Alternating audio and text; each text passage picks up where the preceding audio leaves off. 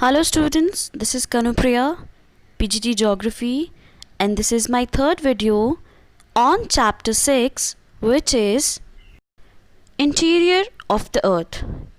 In my last video, we have discussed surface waves, emergence of shadow zone, and types of earthquakes. Now, let us discuss the rest of the topics of this chapter. Let's start with it. Our next topic is structure of the earth. As we all know, the earth's interior has different layers, starting from the crust, the mantle, and the core. So let's discuss the different layers of the earth which constitutes the structure of the earth. So first one is the crust. The crust is the outermost layer of the earth's surface, or it is the outermost solid part of the earth's interior. It is brittle in nature, that is soft. The thickness of the crust varies under the continents and oceans. Oceanic crust is thin as compared to continental crust. The mean thickness of oceanic crust is 5 kilometers, whereas that of the continental crust is around 35 kilometers. So there is a vast difference between the thickness of the crust under oceans and continents. Oceanic crust and continental crust is made up of heavier rocks having density 3 grams per centimeter cube in continents, while that in oceanic crust it is made up of basalt having density 2.7 grams per cubic centimeter. So this is all about the crust. Crust is the outermost layer of the earth's interior. It is brittle in nature. Its thickness varies over continents and oceans. Oceanic crust is thinner and continental crust is thick. The thickness of oceanic crust is 5 kilometers and continental crust is around 35 kilometers. Density is also high in continents, that is 3 grams per centimeter cube, and in oceanic crust it is made up of basalt having density 2.7 grams per centimeter cube. So this is the crust. Second one is the mantle. The portion of the interior beyond the crust is called the mantle. Mantle is the second layer inside the interior of the earth. Where the crust ends, the mantle starts. The mantle extends from Moho's discontinuity to a depth of 2900 kilometers. Moho discontinuity is the boundary or the zone where crust ends and mantle starts. The upper portion of the mantle is called as asthenosphere. The word astheno means weak. This asthenosphere is in molten state. It is considered to be extending up to 400 kilometers. Asthenosphere is the main source of magma that finds its way to the surface during volcanic eruptions. That means the main source of magma or the main source of volcanic eruption is the asthenosphere. Mantle has a density of 3.4 grams per centimeter cube. The crust and the uppermost part of the mantle, that is asthenosphere, are combined together to form lithosphere, whose thickness ranges between 10 to 200 kilometers. The lower mantle extends beyond asthenosphere and lower mantle is in solid state. What it means that crust and upper part of the mantle, which is asthenosphere, they both are called as lithosphere. When these both are combined together, it is called as lithosphere. And lithosphere has a thickness between 10 kilometers to 200 kilometers. Now the second mantle, that is the lower mantle, extends beyond asthenosphere and it is in solid state. The third one is the core. The core mantle boundary is located at a depth of 2900 kilometers. The outer core is in liquid state while the inner core is in solid state. The density of the material at the mantle core boundary is around 5 grams per centimeter cube, but at the center of the earth, at the depth of about 6300 kilometers, the density value is around 13 grams per centimeter cube. The core is made up of very heavy materials, mostly by nickel and iron. So that's why it is sometimes referred to as Nife layer. That is Ni, nickel, and Fe denotes for iron. So it is called as Nife layer. Right? The core mantle boundary. As we all know, mantle extends up to the depth of 2900 kilometers, and beyond 2900 kilometers, next layer starts, that is the core. Core is divided into two parts, that is outer core and inner core. Outer core is in liquid state and inner core is in solid state. When the core starts, the density of the material is around 5 grams per centimeter cube. But when it reaches up to the depth of 6300 kilometers, the density of the core becomes 13 grams per centimeter cube. Core is made up of very heavy materials, which is made up of nickel and iron. So it is often called as Nife layer. So this is the core. Here you can see the diagram of the structure of the earth. As we have studied that earth's interior is made up of three layers, that is the crust, the mantle and the core.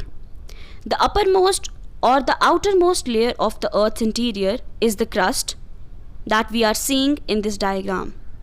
Just after crust, the secondmost layer of the earth's interior is the mantle.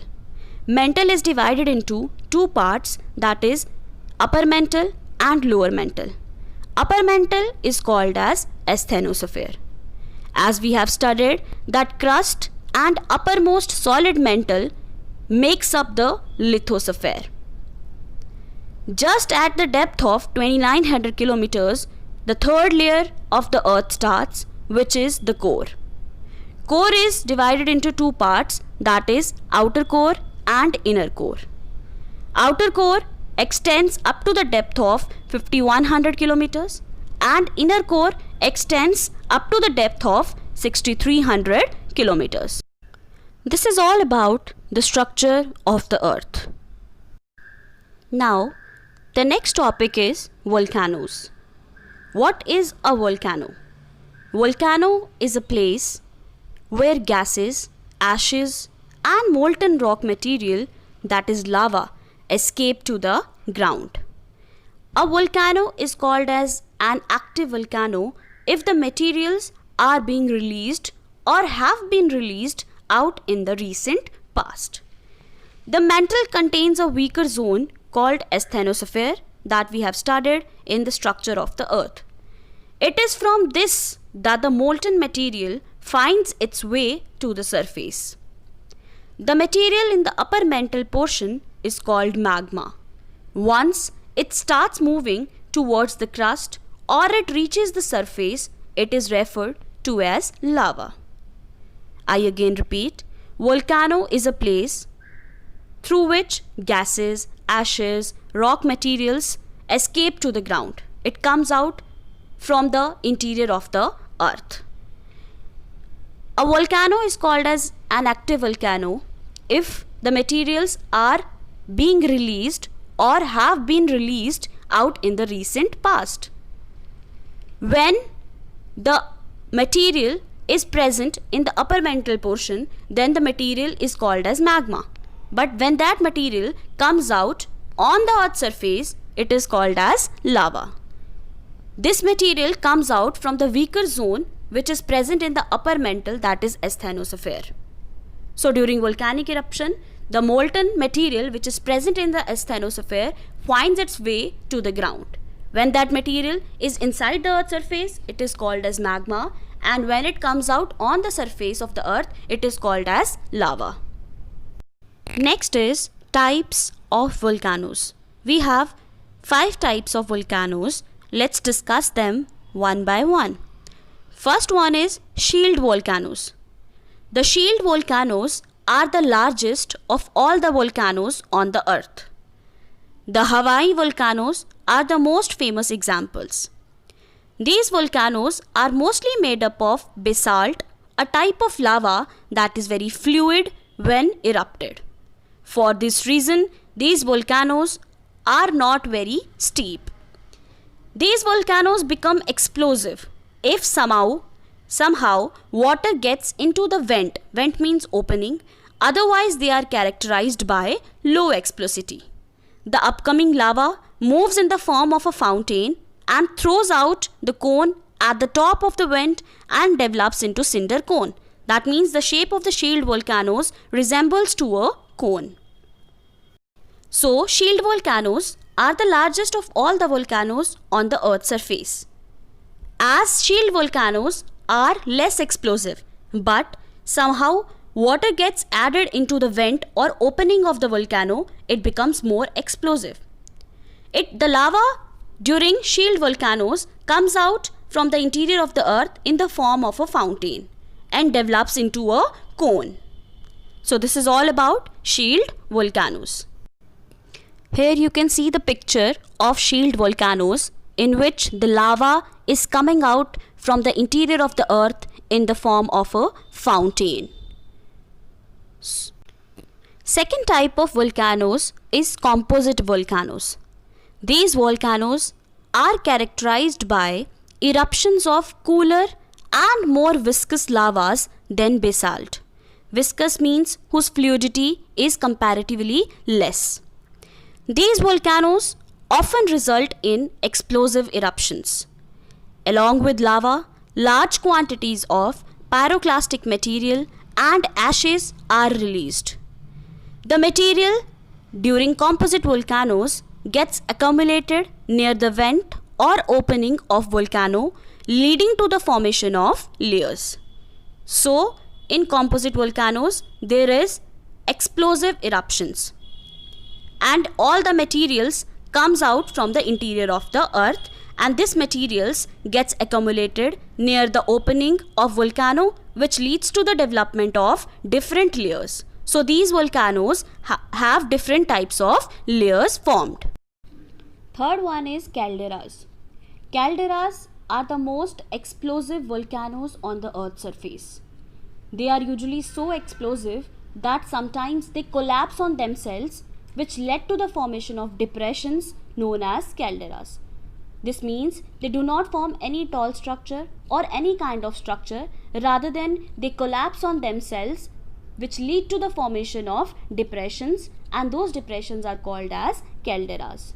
See, they are so explosive, so it can be found that the magma chamber which supplies the lava is not only very huge, but also it is close to the earth's surface.